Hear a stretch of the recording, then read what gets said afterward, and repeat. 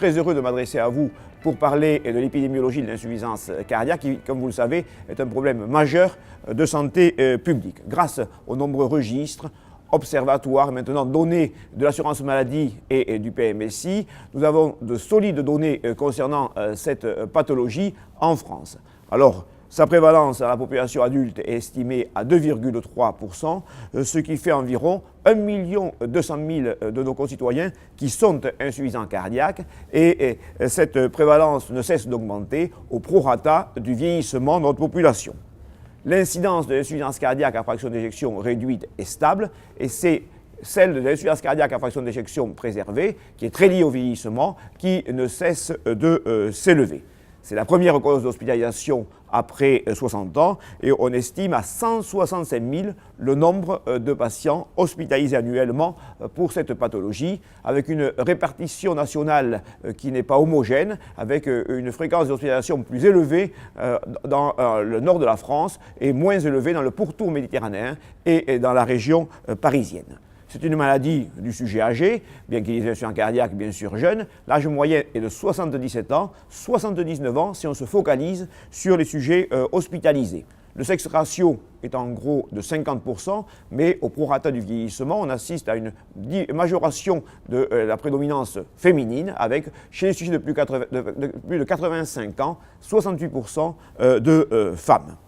Les étiologies sont dominées par la cardiopathie hypertensive et par la maladie coronarienne. Et dans le registre OFICA, 62% des patients ont des antécédents d'hypertension artérielle, 44% sont coronariens, 23% ont une valvulopathie et le reste, c'est des cardiomyopathies dilatées. Il faut faire un bilan étiologique complet parce qu'il faut rechercher une pathologie curable et par exemple, les cardiopathies ischémiques ont un plus mauvais pronostic que les autres pathologies qui s'améliorent grâce à la revascularisation.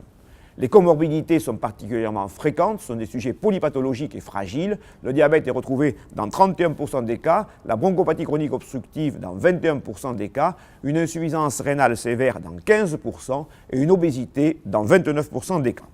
C'est une maladie qui reste grave, surtout après une première hospitalisation. La mortalité hospitalière en effet est élevée, 8%, alors qu'elle est nettement moins maintenant dans l'infarctus du myocarde. La durée de séjour est longue, 10%, et ça explique comme ça que les hospitalisations sont le premier pôle de dépenses de cette maladie. 70% des dépenses sont générées par les hospitalisations. D'autant plus que les hospitalisations y sont fréquentes, 20% à 1 mois, 60 à 50% à 6 mois. Le pronostic est sombre malgré une amélioration. Ces 30 dernières années, chaque décade, on assiste à une diminution de 20% de la mortalité de l'insuffisance cardiaque à fraction d'éjection réduite. Eh bien, malgré ces progrès, après une première hospitalisation pour insuffisance cardiaque, 60% des patients seront décédés au bout de 5 ans.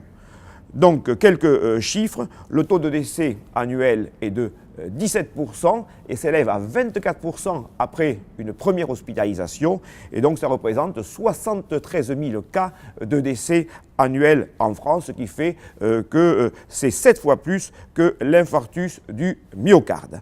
En plus de ce retentissement vital, il y a un retentissement fonctionnel important puisque des enquêtes en France ont montré que 56% des patients qualifient leur état de santé comme mauvais et très mauvais et 50% s'estiment très limités dans leur activité quotidienne.